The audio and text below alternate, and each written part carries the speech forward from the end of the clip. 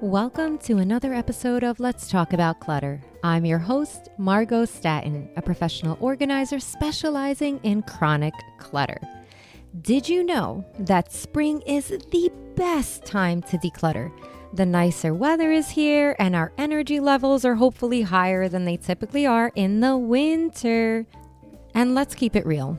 You will probably come up with 1,001 excuses for why not to declutter during the summer.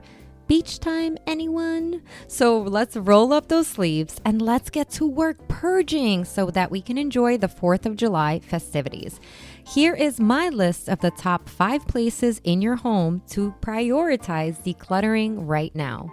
Number 1 is the closet purge. So let's chat about the closets. With the transition from winter to spring, it's the perfect time to assess your wardrobe and declutter any items you didn't wear this past season. If you didn't wear it this year, chances are you won't wear it the next year. Let it go, girl. Let it go. Say goodbye to those bulky sweaters and coats that have been taking up valuable space and make room for lighter, breezier pieces that align with the warmer weather ahead. As a rule of thumb, upon the start of any new season, I always go through mine and my daughter's clothing. While I am a wardrobe minimalist, there are always 1 or 2 things that need to be gotten rid of or replaced. This decluttering maintenance always keeps my wardrobe up to date and filled with only my favorite things. So your question probably is, okay, Margo, that's fantastic, but how do I go about doing this? And I'm going to tell you. Create a little mini to-do list. I love me some decluttering planning, which saves time and energy and keeps you motivated and on track. If you have clothing in dressers and multiple closets, do not tackle it all in one day, unless you're a masochist, in which case go right ahead. Create a checklist and go one dresser, one shelf, one section of a closet at a time. You can also go by categories, so all of your t-shirts or your jammies, jeans, etc. You're going to set an alarm for 10 to 30 minutes, put on some good tunes, and go one item at a time, categorizing into toss, donate, keep, and sell. If you're not sure about an item, try it on, girl. If you love the way it fits, keep it. If it's accentuating all the wrong body parts, then it's time to say goodbye. By the way, if you are looking for help decluttering your home, I host a free live decluttering plan workshop every other week on Zoom, where I teach you the art of creating a decluttering plan and how to get started without feeling overwhelmed. I will leave a link and more information in the show notes. Next on the list is the pantry. Warmer weather brings on less clothing. Less clothing usually means trying to eat less and exercise more. I am totally someone who tends to snack more during the colder months. Then April hits and I'm like, it is time to hit that gym. Also, if you're someone who has a difficult time decluttering, specifically finding it hard to let go of any item, the pantry is your go-to starting point. Why? Less decision fatigue. Let me explain. The expiration dates and empty bags or boxes make it easier to make a decision. If an item expired, toss it. If you're not even sure what it is or you know it tastes bad, toss it.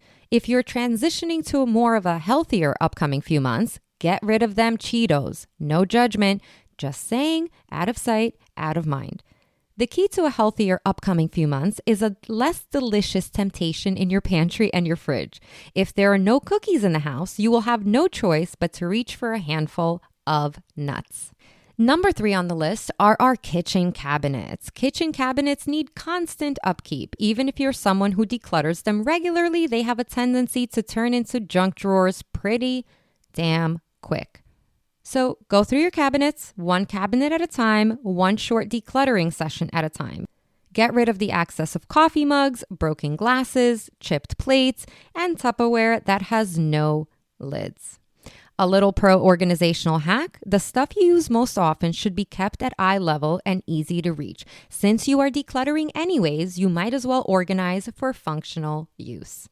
Don't forget your dish towels, cleaning supplies, travel mugs, and of course, those small appliances.